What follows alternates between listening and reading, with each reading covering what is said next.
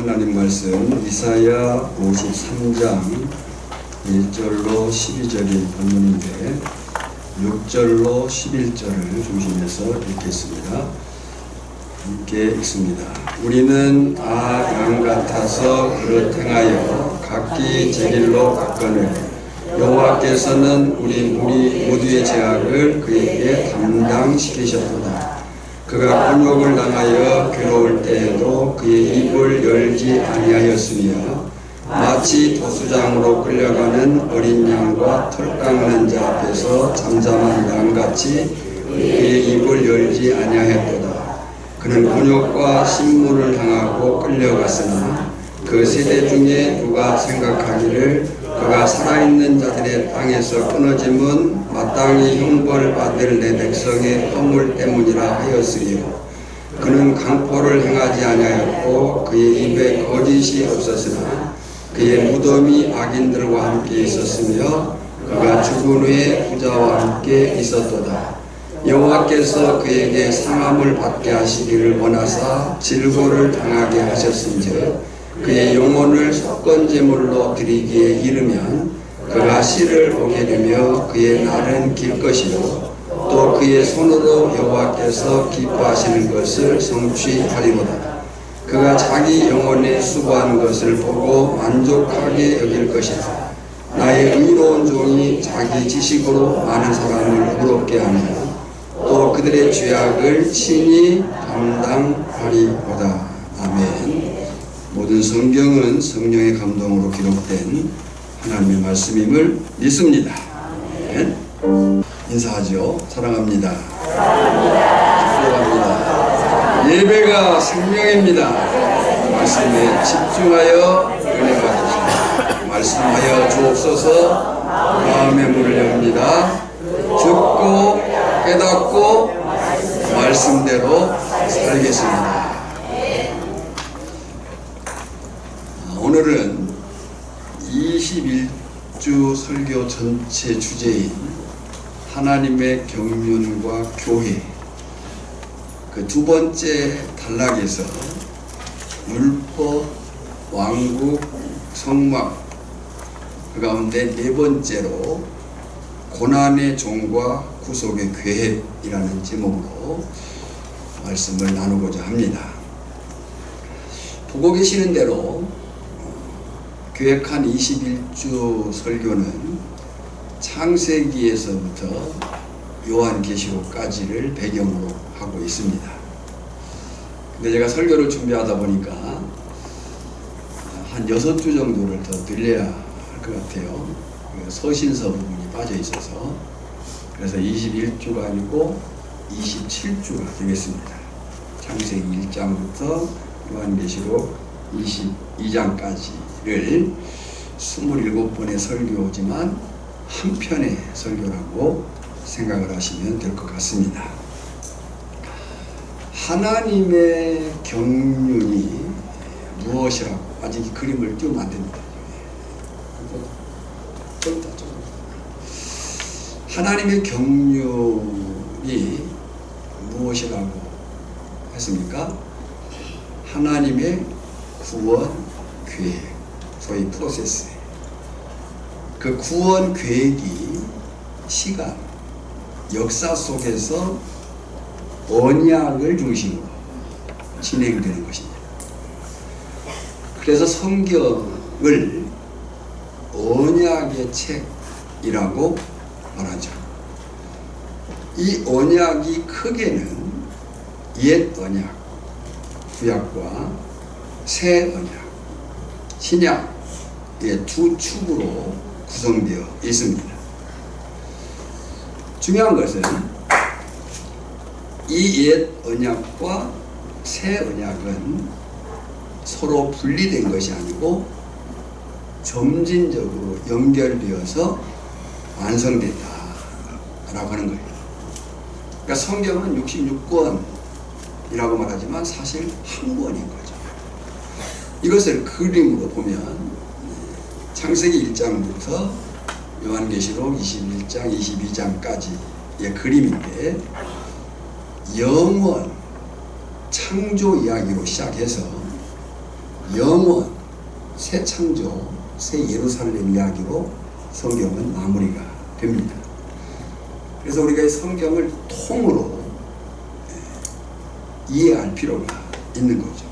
성경을 꿰뚫어 본다 그러죠. 꿰뚫어 보는 시각이 이 그림인 거예요.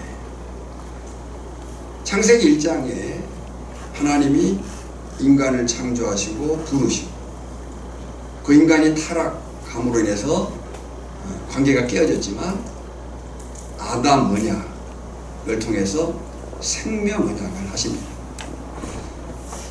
노아 언약을 통해서 다시 범죄한 그들을 그래도 내가 보존하겠다. 그래서 노아 언약을 보존 언약이라고 얘기를 하고, 아브라함 언약을 복의 언약, 땅과 자손과 복의 근원이 되게 하겠다. 너희는 복 받을 사람이 아니고 너희 자체가 복이다, 받은 사람이다 라고 이야기를 하는 거고요. 모세 언약, 소위 시내산 언약이라고 하는 율법 언약, 하나님의 뜻이 어떻게 너에게 나타났느냐를 율법을 통해서 가르쳐 준 거예요.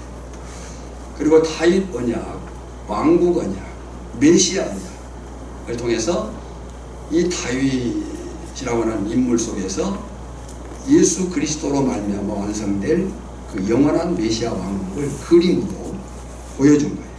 그것을 새 언약이라고 얘기합니다. 그리고 이제 그 새 언약을 이루어가는 공동체가 교회인 거예요. 교회는 정말 소중한 거예요. 그리고 그 교회가 요한계시록 21장 22장에서 새하늘과 새 땅으로 주어지는 새 예루살렘 교회가 하늘로부터, 하나님으로부터 내려온다. 이것은 모든 성도들의 총체를 그렇게 이해한 거예요. 이게 지금 우리가 하고 있는 설교의 방향이에요. 우리는 지난주 열왕기상 8장 22절로 30절 말씀에 나오는 솔로몬의 성전 봉헌식을 통해서 이 그림을 예표적 완성된 그림으로 본 거예요. 열왕기상 8장에 나오는 성전 봉헌은 단지 건물 지어서 하나님께 드린 얘기가 아니에요. 율법이 주어지고 성막이 지어지고 하나님의 임재가, 통치가 실행되는 그 그림을 솔로몬 성전 봉헌식에서 보여준 거예요. 오늘은 그 하나님 나라의 완성자이신 예수 그리스도를, 성전 하나님의 나라 완성자는 누구예요? 예수 그리스도예요. 그 하나님의 나라의 완성자이신 예수 그리스도를 본문을 중심으로 고난의 종과 구속의 계획이라는 제목으로 살피며 은혜를 나누고자 하는 겁니다. 많이 말씀드리지만 설교는 아무 생각 없이 들으면 어렵고 재미가 없습니다.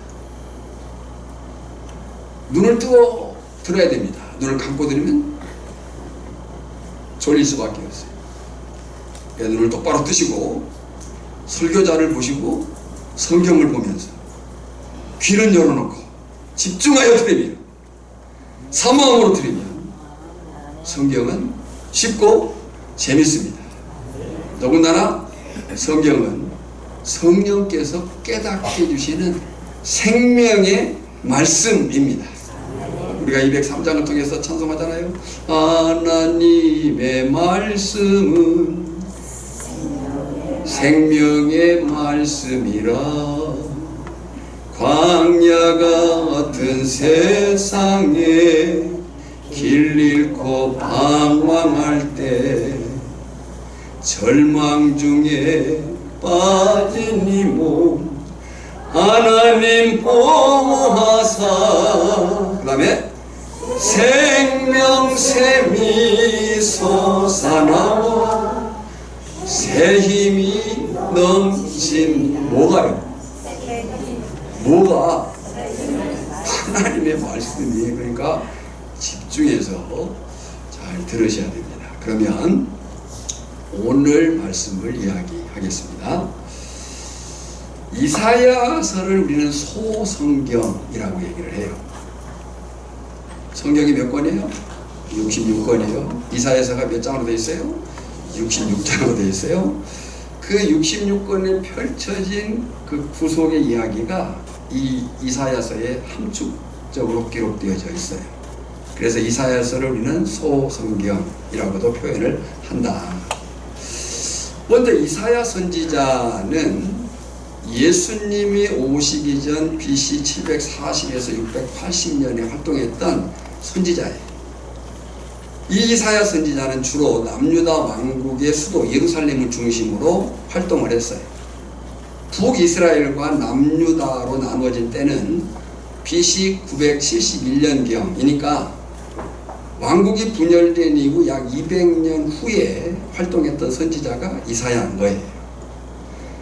그는 예루살렘 출신 귀족층의 사람이었어요. 그래서 이사야는 제사장 계열로서 왕실과 지도자들을 직접 대면하는 그런 사역을 많이 했습니다. 북이스라엘, 아수르, 바벨론, 애굽 등 국제정세에 대한 예언도 많이 했지만 중심 무대는 남유다였다는 거예요. 왕정으로 보면 우시야, 아사랴라고도 하는 그 우시야 왕 때부터 히스기야 왕을 지나서 므낫세 왕 초반까지 사역했을 가능성이 있다고 학자들은 말합니다. 이사야 1장 1절을 보면 유다 왕 우시야와 요담과 아하스와 히스기야 시대에 아모스의 아들 이사야가 유다와 예루살렘에 관하여 본 계시라 이렇게 말해요. 우리는 이 이사야와 이사야서를 선지자, 선지서의 전형, 가장 모범되다라고 이야기를 해요. 왜냐하면 이사야 선지자의 사역과 메시지가 선지자로서, 선지서로서 본질과 사명을 가장 잘 보여주는 대표적인 예가 되기 때문에 그래요.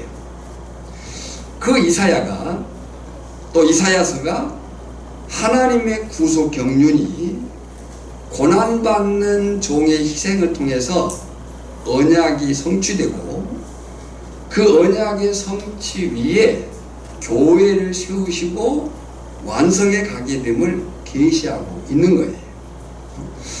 이 핵심적인 계시가 오늘 본문이에요. 오늘 본문과 연결된 배경을 보면 이렇습니다. 열왕기상 8장에서 지난주에 우리가 봤죠?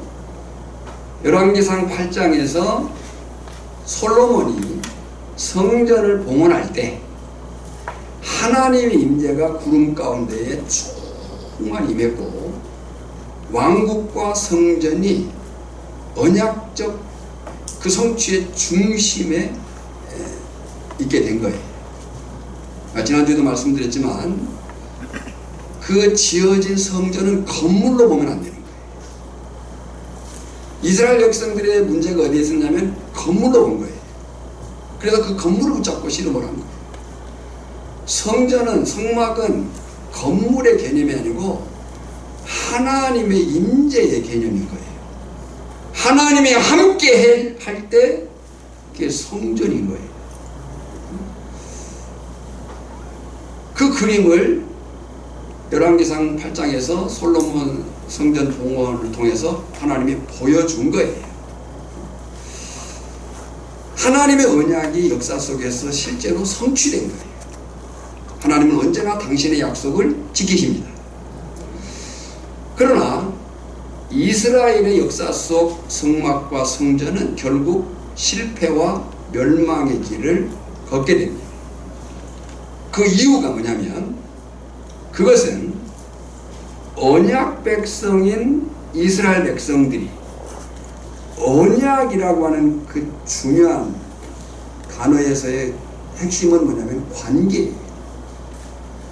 그 관계가 유지되는 것이 생명인 거예요. 그러니까 하나님이 언약을 맺으신 것은 이스라엘 백성과 관계를 맺으신 거예요. 그 관계를 맺으신 것은 생명 관계를 맺으신 거예요. 그것을 그림으로 내가 너희와 관계하고 있다. 너희에게 생명을 주고 있다라고 하는 것을 성전이란 성막이라는 그림으로 보여준 거예요. 그런데 언약 백성인 이스라엘 백성들은 그 관계에 힘을 썼어야 되는데 외형적인 제사와 껍데기뿐인 신앙에 머물렀어요. 예. 그래서 하나님은 제사의 형식은 있지만 제사는 저들이 잘 드렸습니다. 절기와 때를 따라서 꼬박꼬박 제사를 잘 드렸어요. 형식을 갖춰서 제사를 드렸어요. 그렇게 제사의 형식은 있지만 죄악에서 돌이키지 않는 백성들의 삶에 대해서 하나님은 강하게 책망을 하신 거예요. 여러분, 이것은 구약 이스라엘 백성들을 향한 말씀만은 아닙니다. 구약 이스라엘 백성들을 향한 책망만은 아니에요. 오늘 예배자로 서 있는 저나 여러분을 향해서도 하나님은 동일하게 말씀을 하신다. 이사야 1장 11절로 17절을 보면 여호와께서 말씀하시되 너희의 무수한 재물이 내게 무엇이 유익하뇨? 헛된 재물을 다시 가져오지 말라. 분향은 내가 가증히 여기는 바요. 너희가 손을 펼 때에 내가 내 눈을 너희에게서 가리고 너희가 많이 기도할지라도 내가 듣지 아니하리니 이는 너희의 손에 피가 가득함이라 그랬습니다. 여러분 기억하시기를 바랍니다. 하나님은 형식적인 제사와 예배를 책망하십니다. 진실한 회개와 순종과 정의와 인애를 요구하시는 거예요. 그러니까 이렇게 하나님의 언약이 역사 속에서 성전 봉헌으로 성취되었어요. 하지만 이스라엘의 역사 속 성막과 성전은 결국 실패와 멸망의 길을 걷게 됩니다. 그러니까 오늘 우리가 예배가 얼마나 소중한지, 예배에 얼마나 우리가 집중해야 되는지,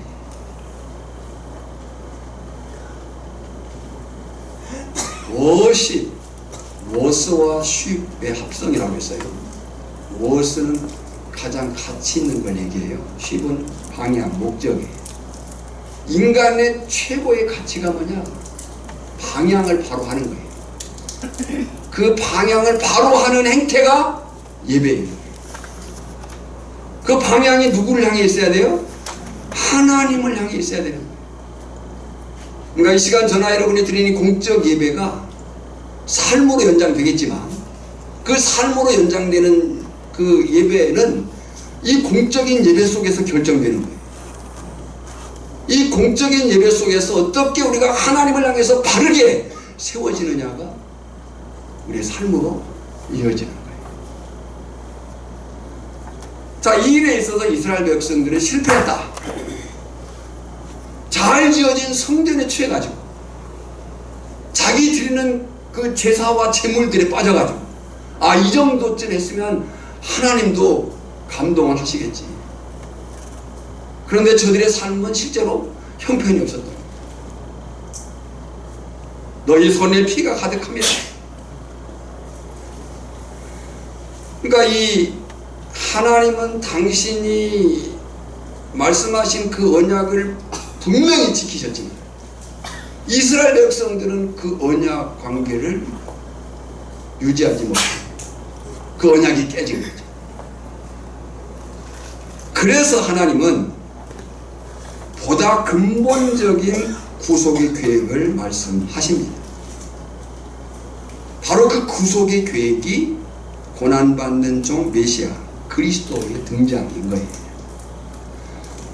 그런데 이 그림은 오늘 우리의 위치에서 보면 안 돼요. 우리는 아까 그 전체 그림을 봤잖아요. 동전적으로 우리는 성경 전체의 그림을 이미 갖고 있습니다.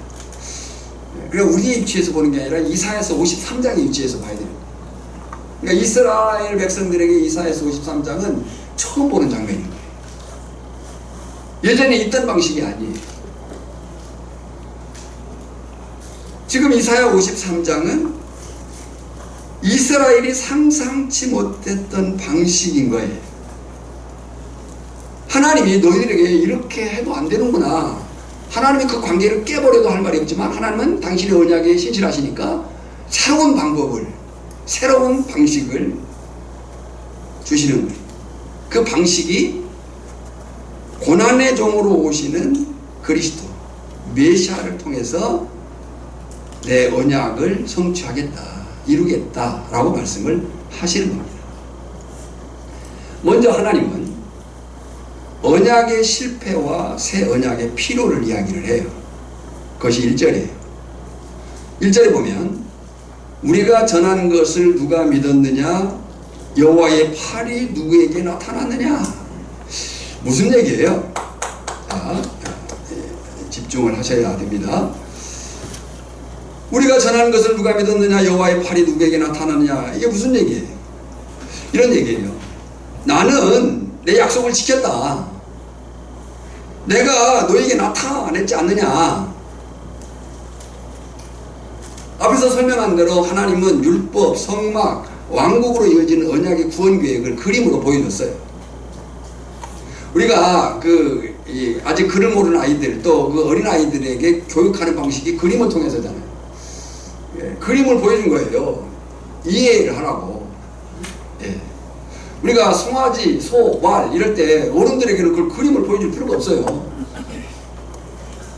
왜? 알고 있으니까. 근데 아이들은 몰라요. 그러니까 그림을 통해서 이건 뭐야, 이건 뭐야, 이건 송아지야, 이건 고양이야, 이건 뭐 배야, 사과야 이렇게 보여주는 것처럼 하나님이 율법, 성막, 왕국을 통해서 보여준 거예요. 그 하나님의 언약이 어떻게, 하나님의 구원 계획이 어떻게 이루어졌는지를. 하나님이 함께 한다는 그 임재를 성막으로 보여준 거고요. 하나님의 뜻이 뭔가를 율법으로 나타내 준 거예요. 내가 너희를 통치하겠다, 다스리겠다고 하는 것을 왕국으로 보여준 거예요. 출애굽기 19장 5절로 6절을 보면 하나님은 분명하게 말씀을 하셨거든요. 세계가 다 내게 속하였나니 너희가 내 말을 잘 듣고 내 언약을 지키면 너희는 모든 민족 중에서 내 소유가 되겠고 너희가 내게 대하여 제사장 나라가 되며 거룩한 백성이 되리라. 여러분요, 지금 이제 우리가 했던 얘기를 잠깐 정리해 보면요, 하나님의 그 경륜하니까 자꾸 제 이름이 생각나가지고, 경륜은 제 이름이 아니고 하나님의 구속 계획이에요. 그 하나님의 경륜 구속 계획을 이루어 가시는 하나님이 그 정하신 방법이 언약이라고 했어요. 언약. 그 약속을 통해서 하나님의 구속 계획을 이루어 가시는 거예요. 근데 그 언약을 말씀하실 때마다 하나님이 말씀하시는 주제구가 있어요. 그 주제구가 뭐라고 했습니까? 나는 너희 하나님이 되고 너희는 내 백성이 되리라. 그러니까 출애굽기에서도 그렇게 얘기를 한 거예요. 너희가 내 말을 잘 듣고 내 언약을 지키면 너희는 모든 민족 중에서 내 소유가 되겠고 너희가 내게 대하여 제사장 나라가 되며 거룩한 백성이 되리라. 문제는 외형에 빠진 이스라엘이 그 본질, 하나님의 본심을 놓치고 말았어요. 그래서 하나님은 전혀 다른 방식으로 메시아를 등장시키는 겁니다. 2절에 그는 하나님이 지금 다른 방식으로 등장시키는 언약의 연속이에요. 메시아의 등장입니다.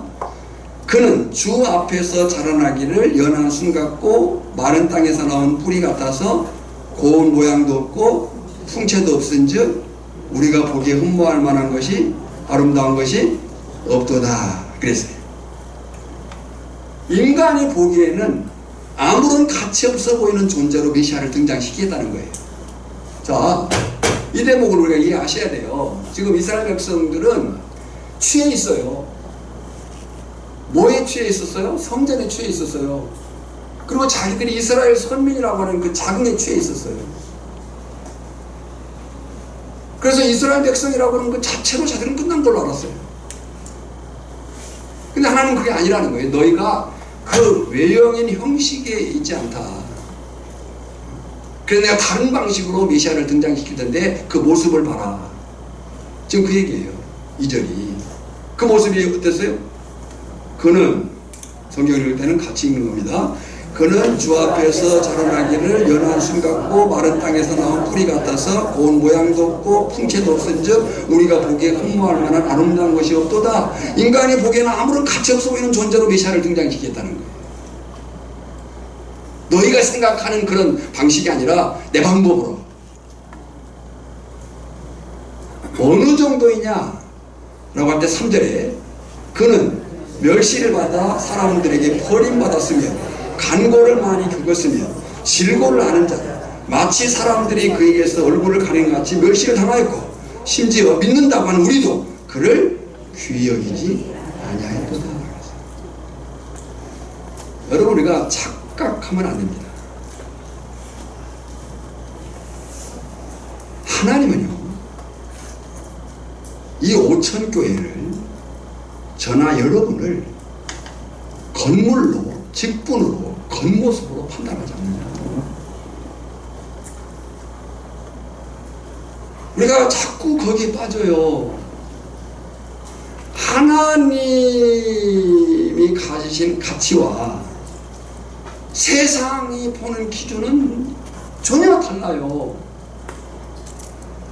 우리가 요한계시록을 보면서 새벽에도 언급했습니다마는 사람들은 자꾸 교회 규모, 그 운집 숫자, 그 건물의 크기, 그것이 마치 그 목회자의 훌륭함이나 그 성도들의 신앙의 수준으로 자꾸 착각을 해요. 물론 그들의 그 수고와 열심을 우리가 부정할 필요는 없죠. 그러나 그 운집수와 그 건물의 크기와 그들이 갖고 있는 여러 조직 행정의 재정의 것들이 그 신앙의 하나님의 보심은 아니라는 거예요. 우리도 마찬가지예요. 우리는 이 건물을 예배당으로 잘 관리할 필요가 있지만 예배당 건물이 우리의 신앙의 크기 수준은 아니라는 거예요. 하나님은 그걸 보시지 않나요? 우리의 직분은 교회를 세워가는 질서상의 필요인 것이지 그 직분 자체가 내 신앙을 보장하는 건 아니라는 거예요. 착각하지 마세요. 과연 5천교회 공동체가 저나 여러분이 고난받는 주님의 형상을 회복하고 있느냐?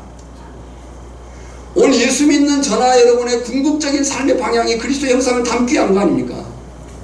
그렇게 닮아가고 있느냐는 거예요. 그걸 보신다는 거예요.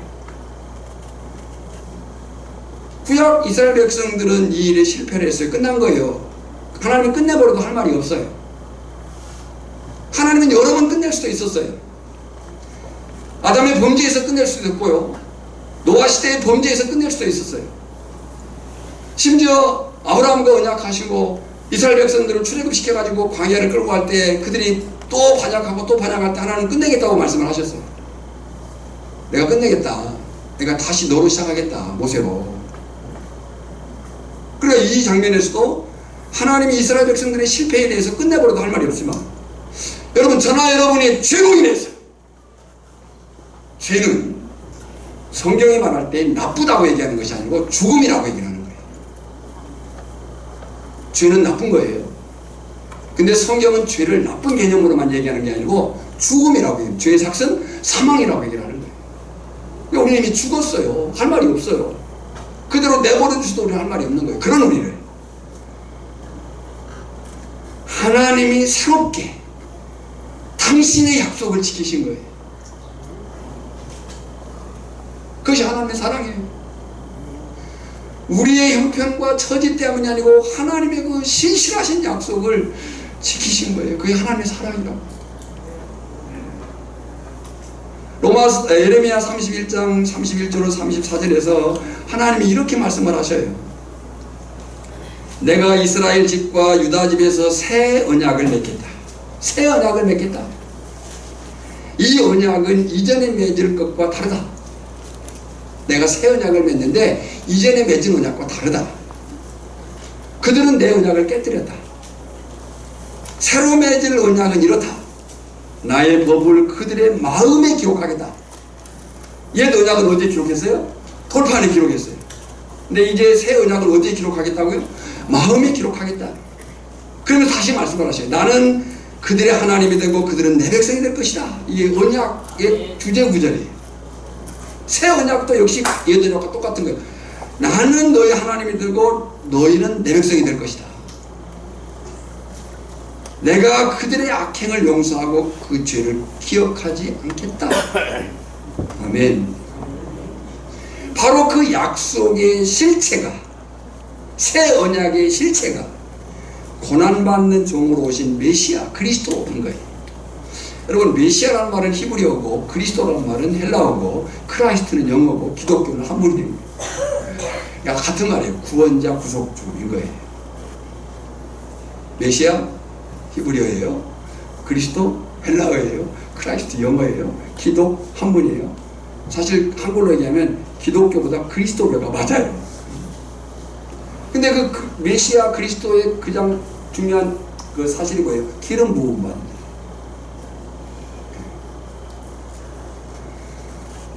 자, 그러니까 하나님이 언약을 지키지 못한 이제 끝장나버린 그들에 대해서 하나님이 새 언약을 전혀 다른 방식으로, 지금 우리가 보는 그림으로 만약 이스라엘 백성들의 위치에서 봐야 돼요. 새 언약으로 우리에게 주신 것이 고난의 종 메시아 그리스도인 거예요. 근데 사실 예수님의 고난은 전 생애의 고난입니다. 예수님의 고난은 단지 십자가에서 육체적 고난이 아니에요. 전 생애를 통한 고난. 특히 십자가에서의 죽으심은 모든 인류의 죄를 몸과 영으로 짊어지신 고난이에요. 그러니까 육체적 고난만이 예수님의 고난은 아니에요. 예수님의 전생의 고난이에요. 근데요, 그 고난은요, 특별한 고난이에요. 이유 있는 고난이에요. 육체의 고난으로 보면요, 한번 생각해 보세요. 육체의 고난을 보면요, 예수님보다 더 고난한 사람 많아요. 예를 들어서 예수님은 십자가에 달리셨어요. 빨리 돌아가셔야 돼요. 돌아가시게끔 꺾었어요. 그러죠? 죽게 하신 거예요. 고난을 빨리 끝내준 거예요. 여러분, 십자가에 달려가지고 3시간 만에 돌아가신 예수님보다 하루 종일 아니면 며칠 동안 달려있어도 안 죽는 고난, 육체적인 고난을 보면 누가 더 고난이 커요? 그러니까 예수님의 고난을 육체로만 보면 곤란하다 이게. 예수님의 전생의 고난이에요. 그러니까 우리가 예수님을 닮는다는 것은 부활절 때, 고난주간 때 잠시 몇 개 금식하는 정도가 아니에요. 예수님의 전생애를 통한 그 인격과 삶을 닮아가는 거예요. 이에 대해서 하이델베르그 요리문답 제37문이 정확하게 밝히고 있어요. 하이델베르그 요리문답 37문에 보면요, 질문이 이거거든요. 사도신경의 고난을 받으사라는 말로 당신은 무엇을 고백합니까? 우리가 본디오 빌라도의 고난을 받으사 이렇게 매번 고백하는데, 그 고난을 받으사라는 말로 당신은 무엇을 고백하느냐는 거죠. 그 답이 이래요. 잘 들어보세요. 그리스도는 이 세상에 사셨던 모든 기간에, 특히 생의 마지막 시기에 모든 인류의 죄에 대한 하나님의 진노를 자신의 몸과 영혼에 짊어지셨다. 예수님이 받으신 특별한 고난, 이유 있는 고난은 뭐예요? 모든 인류에 대한 하나님의 진노를 자신의 몸과 영혼에 짊어지셨다는 거예요. 그분은 유일한 화목제물로 고난을 당함으로써 우리의 몸과 영혼을 영원한 저주로부터 구원하셨고, 우리를 위해 하나님의 은혜와 의와 영원한 생명을 얻게 하셨습니다. 이것을 우리는 예수 그리스도의 대속적 고난, 대신 받은 고난이라고 얘기를 하는 거예요. 그러니까 하나님은 이스라엘 백성이 어긴 언약을 오늘 우리가 지키지 못한 약속을 자신의 아들의 몸으로 제물이 되게 하신 거예요. 여기서 가질 질문이 있어요. 대속적 고난의 핵심이 뭐냐? 오늘 본문이 말하는, 왜 예수님은 대신해서 죽어야 했느냐? 5절에 이렇게 해요. 그가 찔림은 우리의 허물 때문이에요. 그가 상함은 우리의 죄악 때문에. 허물, 죄악. 허물이란 말은 히브리 말로 폐사, 죄악이란 말은 아온. 이 의미는 외적으로 내적으로의 반역이에요. 범법 행위를 말하는 거예요. 그러니까 보세요. 저를 보라고 할 때는 봐야 돼요. 잘 보셨어요? 안 보신 분이 한 3분 계셔요. 성경이 말하는 죄는 반역인 거예요. 누구를 반역했어요? 하나님 반역한 거예요. 그 반역의 대가가 죽음인 거예요. 앞에서 말했지만 성경이 말하는 죄는 나쁘다는 개념이 아니에요. 죽는다는 개념이에요. 그러니까 여기 허물, 죄악은 단지 저들이 윤리적인 범죄를 범한 게 아니고요. 하나님을 반역한 거예요. 대적한 거예요. 언약을 깨뜨린 거예요. 왜 그들은 언약을 깨뜨렸느냐? 6절이에요. 읽어볼까요? 우리는 다 양 같아서 그릇 행하여 각기 양 같아서예요. 이 양의 그 성질을 사용한 거죠. 양의 연약함과 무지. 왜 그들이 하나님을 대적했느냐? 본질적으로 연약해서 영적으로 타락하고 도덕적으로 무지했기 때문이다 라고 얘기를 해요. 그러니까 이제 인간은 하나님의 언약을 깨뜨림으로 인해서 소망이 없게 되었어요. 그 소망이 없게 된 모습을 지금 성경은 뭐라고 표현하냐면 그릇 행하여 그랬어요. 여기 그릇 행하여 표시를 해놓았어요. 그릇 행하여라는 말이 뭐냐 라고 할 때 죄 가운데 살게 되었다는 거예요. 이제 인간이 하는 짓은 죄밖에 없어요. 하나님을 떠난 인간은 죄 가운데 놓일 수밖에 없는 거예요. 죄 가운데 놓인 인간은 죽음이에요.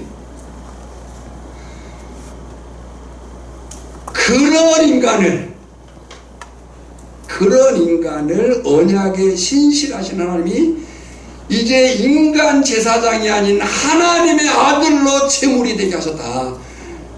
어떻게 그럴 수 있느냐? 아니 왜 하나님은 그렇게까지 하셔야 되느냐? 그것이 하나님의 언약에 신실하신 사랑입니다. 아주 비근한 예로 징그럽게 말 안 듣는 자식을 향해서 부모가 가끔 이렇게 말할 수가 있어요. 나 너 그냥 호적에서 파내버릴 거야 라고 할 때 그 호적에서 설령 율법적으로는 파낸다 한다 할지라도 그 부모와 자식 관계는 끝나요 안 끝나요? 안 끝나는 거예요. 그러니까 하나님이 왜 이렇게 언약을 깨뜨리고 반역의 죽음에 놓여인 그들, 죄 가운데 행할 수밖에 없는 그들을, 오늘 우리를 자기 아들을 죽이시면서까지 새 언약으로 말씀하시느냐? 하나님의 약속 때문에 그래요. 창세기 15장에 보면요, 아브라함 대신 하나님이 창세기 15장에 횃불 언약이 나오잖아요. 짐승을 쪼개놓고 이 둘 사이를 지나간다. 이거 언약이다. 약속한다. 근데 아브라함은 그걸 못 지나가요. 지나가면 죽어요. 하나님만 지나가셔요. 어기면 죽는다. 쪼갠 짐승처럼. 횃불 언약이라고 했잖아요. 근데 이스라엘 백성들이 언약을 어겼어요. 어떻게 돼요? 죽어야 돼요. 근데 하나님이 죽어야 될 이스라엘 백성들을 대신해서 아들을 죽이신 거예요. 오늘 저나 여러분이 죄 때문에 죽어 마땅한 허물로와 죄로 죽었던 우리를 당신의 아들을 죽이심으로 살리신 거예요. 그것이 예수 믿는 거예요. 그것이 우리가 예수 믿어야 되는 이유인 거예요. 그리고 고난의 종이신 메시아 그리스도는 그 대속의 고난에 철저히 복종합니다. 실제로 보면 입을 열지 않습니다. 9절에 보면 어떤 항보도 하지 않습니다. 그렇게 고난의 종이신 그리스도는 하나님의 언약을 성취하는 대속제물이 되었다. 이에 대해서 히브리서 9장 12절은 이렇게 말합니다. 염소와 송아지의 피로 아니하고 오직 자기 피로 영원한 속죄를 이루사 단번에 성소에 들어가셨느니라.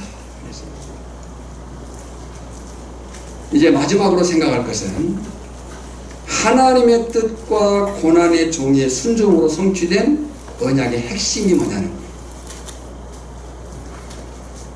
여러분, 언약은 하나님의 뜻이었습니다. 이게 언약에 하나님의 뜻이 분명히 나타나 있는 거예요. 근데 그 뜻이 여기 10절로 12절에 분명하게 나타납니다. 정리해보면, 성경을 보면서 제 말을 들으시기 바랍니다. 첫째는 10절에 하나님의 뜻과 고난의 종으로 순종으로 성취된 언약의 핵심이 뭐냐를 얘기하는 거예요. 먼저 10절에 하나님은 자신의 공의와 언약의 신실성을 유지하기 위해 종에게 대속적 고난의 사명을 맡기셨다. 이것을 지금 성경은 그의 사명을 뭐라고 얘기했느냐? 속건제무라고 얘기했어요. 속건제무. 대신해서 죽게 한 거예요. 이스라엘을 포함한 인류를, 저나 여러분을 위한 언약적 회복이 그리스도 안에서 성취된 거예요. 두 번째는 11절이에요. 고난의 종은 자기 영혼의 수고를 통해 많은 사람을 의롭다 하고 그들의 죄악을 담당하게 하셨습니다. 여기 담당이란 말에 표시를 했고요. 이 담당이라는 말이 예수님이 십자가상에서 마지막 하신 말씀이에요. 다 이루었다. 테텔레스타이. 그리고 요한계시록에서 하나님이 최후 심판을 끝내시고 어쩌면 이제 제 표현으로 하나님이 숨을 내쉬면서 되었다 라고 말씀하셔요. 저는요, 이 요한계시록에서 그 되었다 하나님 말씀을 읽을 때요, 와, 창세기에서 말씀하신 그 하나님의 말씀이 된 거예요. 그 말이 지금 답니다. 하나님의 뜻과 고난의 종의 순종으로 성취된 언약의 핵심을 얘기하고 있는 거예요. 세 번째는 12절. 고난의 종은 승리의 분깃을 얻는 자이며 언약적 보상의 승리와 영화를 보여주는 자가 되게 하셨어요. 로마서 5장 19절이에요. 한 사람이 순종하지 아니함으로 많은 사람이 죄 있는 것 같이 한 사람이 순종함으로 많은 사람이 의인이 되리라. 그러니까 자, 이제 최종의 정리니까요. 한번 저를 다시 보세요. 고개를 들어요, 눈을 뜨세요. 네. 눈을 뜨세요, 눈을 뜨세요. 피곤할 때이지만 덥고. 자, 하나님의 의도된 경륜, 구원 계획은 결국 결론이 뭐냐면 하나님의 그 구원 계획을 아들이신 예수 그리스도 안에 둔 거예요. 구원을 누구 안에 뒀다고요? 예수 그리스도 안에 둔 거예요. 그래서 예수 안에 구원이 있습니다. 우리가 그렇게 믿고 말하는 거예요. 하나님이 그 구원의 계획을 누구 안에 뒀다고요? 예수 그리스도 안에 두었다. 그래서 우리는 예수 안에 생명이 있다. 진실로 진실로 내가 너에게로 내 말을 듣고 나 보내신 이를 믿는 자는 영생을 얻었고 심판에 이르지 아니하나니 사망의 생명으로 옮겼느니라. 여러분, 하나님은 이렇게 당신의 약속에 신실하셔요. 그 신실하심이 언제까지냐? 영원까지라고 얘기하는 거예요. 그러니까 우리가 구도로 보면 하나님은 언약의 하나님이에요. 약속의 하나님이에요. 근데 그 하나님을 지키심의 그 성격이 어떠냐? 신실해요. 반드시 지켜요. 언제까지요? 영원까지. 그런 결과가 우리에게 주어졌어요. 그 결과가 뭐냐면 5절이에요. 5절에 보면 그가 징계를 받음으로 우리가 누구와 평화를 누리게 됐어요? 하나님과 평화를 누리게 됐어요. 관계가 깨져가지고 죽음에 이르렀는데 그가 징계를 받음으로 우리가 평화를 누리고 그가 채찍에 맞음으로 우리는 나음을 입었도다. 바로 그 언약 가운데 부름받은 구원받은 자 저나 여러분이고, 그 언약 안에 세워진 공동체가 교회인 거예요. 그래서 성도는, 교회는 매번의 삶 속에서 가져야 될, 가지고 살아가야 될 질문이 있습니다. 나 같은 죄인을 예수 그리스도 안에서 달리신 그분의 그 신실하신 사랑 앞에 가지고 살아야 될 질문이 있다. 그 질문이 뭐냐면, 하나님, 내가 어떻게 살아야 됩니까? 하나님, 죽을 수밖에 없는 나를 당신의 아들을 죽이시면서까지 살리셨는데, 그 그리스도 안에 교회를 세워주셨는데 우리가 어떻게 살아야 됩니까? 를 질문해야 돼. 우리는 함부로 살면 안 돼. 아무렇게나 살면 안 돼. 생긴 대로 살면 안 돼. 난 생긴 것이 그런데 어때? 아니, 우리는 생긴 대로 살도록 부름받은 사람이 아니에요. 변화받아 살도록 부름받은 사람이니까. 우리는 가져야 될 질문을, 하나님, 내가 어떻게 살아야 됩니까? 이에 대해서 성경은 복잡하고 어렵게 얘기하지 않습니다. 아주 간단하고 단순하지만 분명하게 얘기합니다. 이렇게 말씀해요. 너희가 성도로 교회로 세워졌으니 세상 가운데서 소망이 되라.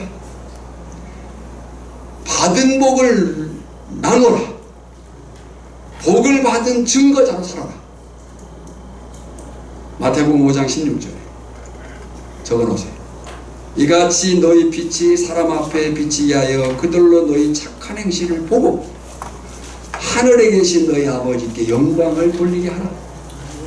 디도서 2장 14절에 그가 우리를 대신하여 자신을 주심은 모든 불법에서 우리를 속량하시고 우리를 깨끗하게 하사 선한 일을 열심히 하는 자기 백성이 되게 하려 하십니다. 에베소 2장 10절에 우리는 그가 만드신 바라 그리스도 예수 안에서 선한 일을 위하여 지으심을 받은 자니 이 일은 하나님이 전에 예비하사 우리로 그 가운데서 행하게 하려 하시니라. 이것이 우리가 어떻게 살아야 될지에 대한 성경의 말씀입니다. 바라기는 다시 주어진 한 주간 저나 여러분 모두가 이 사명으로 사는 기쁨이 충만하고 간증이 있기를 주님의 이름으로 축원합니다. 하나님 아버지 은혜를 감사합니다. 이 말씀 안에서 다시 우리의 넘어지고 또 넘어지고 또 넘어지는 그 죄악에도 불구하고 여전히 우리를 사랑하셔서 예수 그리스도 안에 생명 주시고 그 예수 그리스도를 믿는 그 안에 우리를 믿게 하시니 감사합니다. 우리가 어떻게 살아야 될지를 알게 되었사오니 함부로 아무렇게나 세상 사는 방식으로 살지 않게 하시고 하나님의 말씀을 쫓아 사는 일에 더욱 힘쓸 수 있도록 우리의 심령을 성령께서 주관하여 주시옵소서. 예수님의 이름으로 기도하옵나이다. 아멘.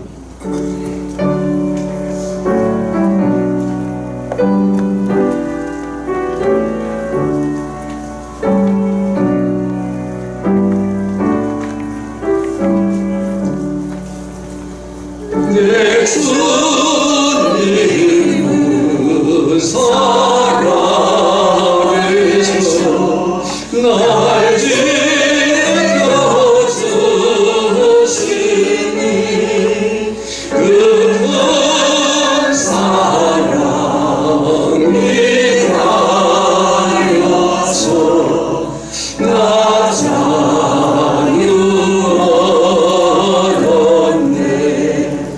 나를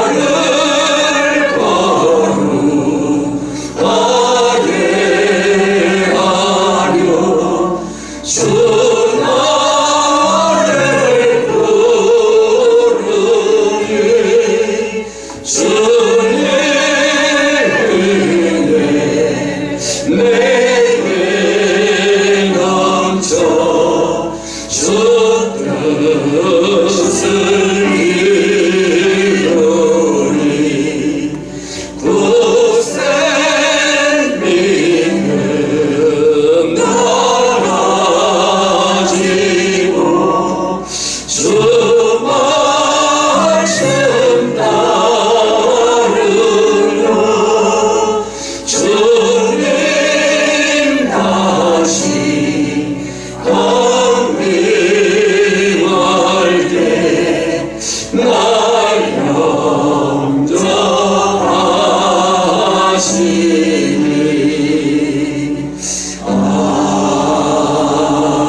아멘. 이제는 우리의 구주요 주님으로 생명 되신 예수 그리스도의 은혜와 성부 하나님의 크신 사랑하심과 이를 깨닫게 하시고 지속적으로 살도록 도우시는 성령의 기름 부으심의 능력이 오늘 이 말씀 앞에 내가 누구인지를 다시 확인하며 어떻게 살지가 분명해진, 그리고 다짐하는 모든 심령 성도 삶의 현장 위에 우리 오천교회 공동체 위에 이제부터 영원까지 항상 함께 있을지어다. 아멘. 예수님께 찬송합니다. 우리 모두 손을 내밀어서 넘어진 곁에 일으켜주세. 사람이 살면 한번 사는 거 걸음 멈추고 생각해보세. 시냇물이 강으로 흘러서 저와 하나 되듯이 우리는 주 안에서 하나 되었다고. 우리는 하나가 되었다고. 자, 우리 모두 손에 손을 잡고 정말 걸어서 보세.